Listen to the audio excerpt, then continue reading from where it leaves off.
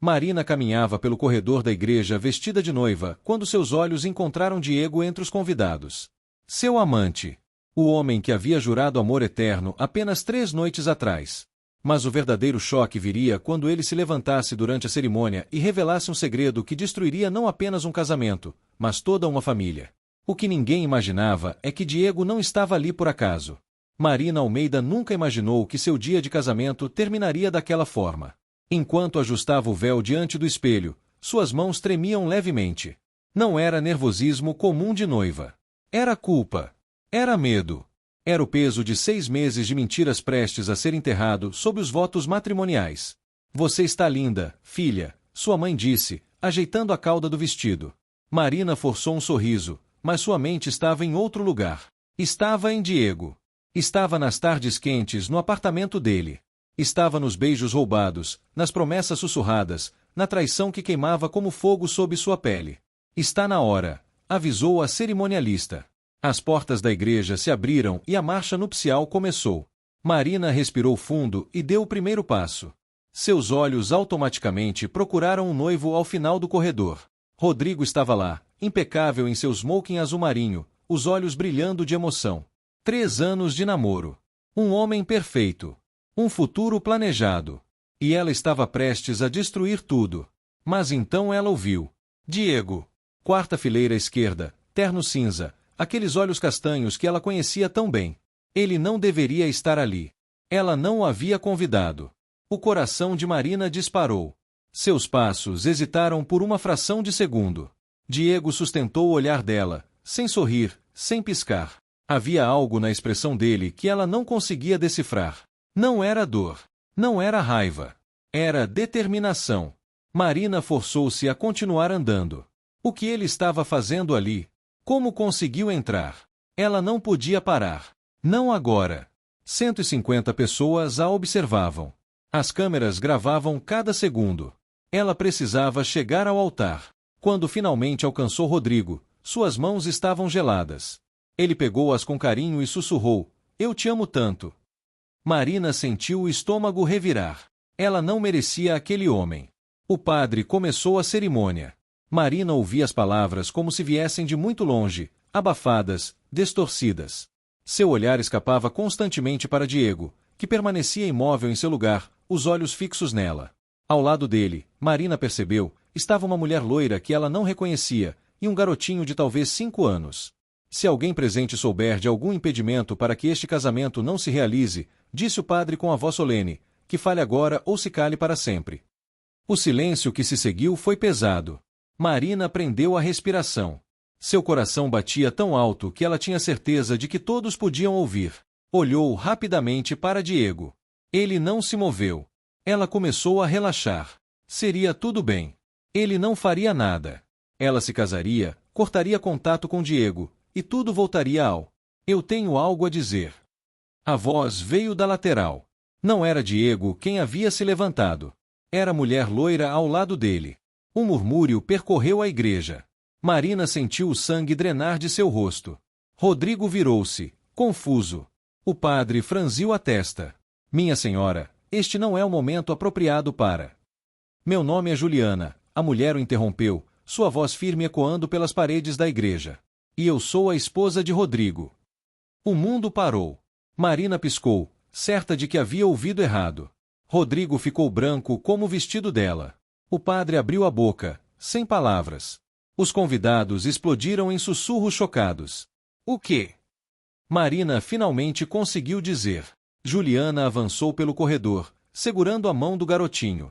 Ela estava serena, quase ensaiada. Quando chegou ao altar, olhou diretamente para Rodrigo. "Rodrigo Silva, você é meu marido há 7 anos.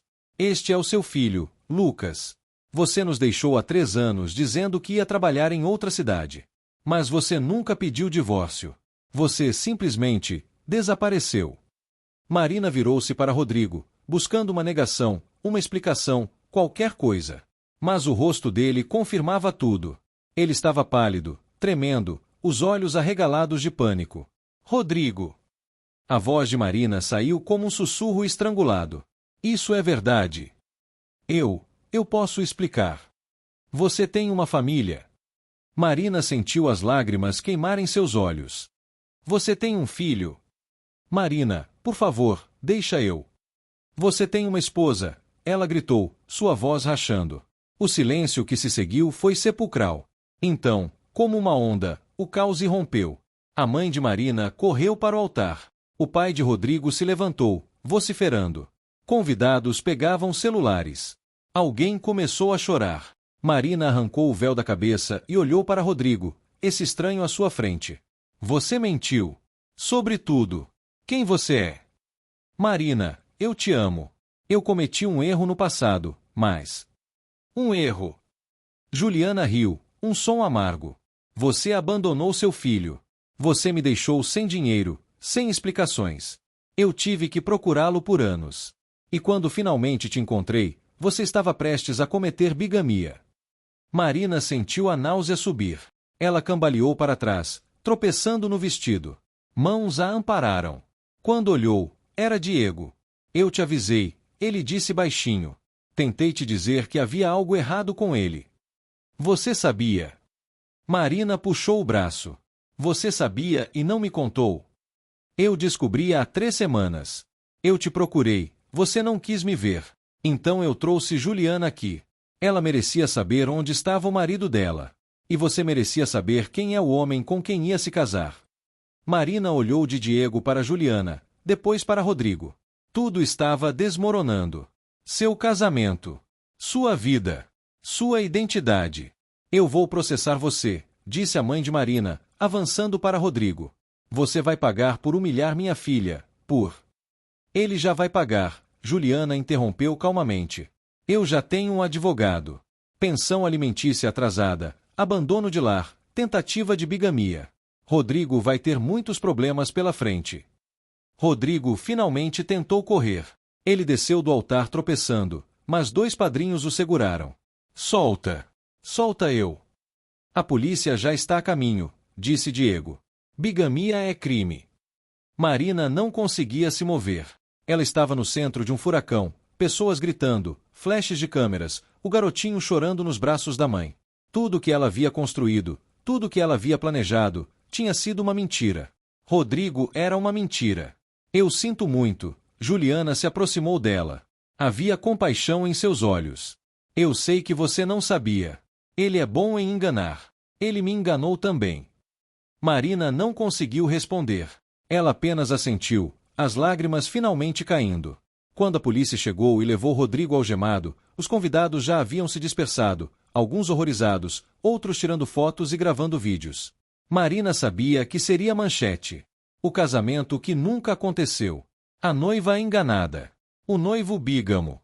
Ela estava sentada nos degraus do altar quando Diego se aproximou novamente. Você precisa de carona? Marina olhou para ele. O homem com quem havia traído Rodrigo. O homem que havia salvado sua vida hoje. Por que você fez isso? Ela perguntou. Depois de tudo, por que você me ajudou? Diego se sentou ao lado dela. Porque eu te amo. De verdade. E eu não podia deixar você cometer um erro que destruiria sua vida. Mesmo que isso significasse te perder de qualquer jeito. Marina fechou os olhos. Eu não sei o que sinto. Eu sei. E está tudo bem. Você precisa de tempo. Precisa processar tudo isso. Mas quando estiver pronta, se quiser conversar, eu estarei aqui. Ele se levantou e começou a se afastar. Diego. Ele parou. Obrigada. Ele apenas assentiu e saiu da igreja. Marina ficou ali, sozinha no altar, vestida de noiva, cercada por flores murchas e promessas quebradas. Mas pela primeira vez em meses, ela sentiu algo além de culpa. Ela sentiu alívio. Ela estava livre. Os meses seguintes foram um borrão de advogados, depoimentos e manchetes. Rodrigo foi condenado por tentativa de bigamia e abandono familiar. Ele havia feito o mesmo com outras 2 mulheres antes de Juliana. Era um golpista, alguém que seduzia mulheres, construía uma vida falsa e desaparecia quando as coisas ficavam difíceis. Marina havia sido apenas mais uma vítima. Ela passou por terapia. Reconstruiu sua vida tijolo por tijolo.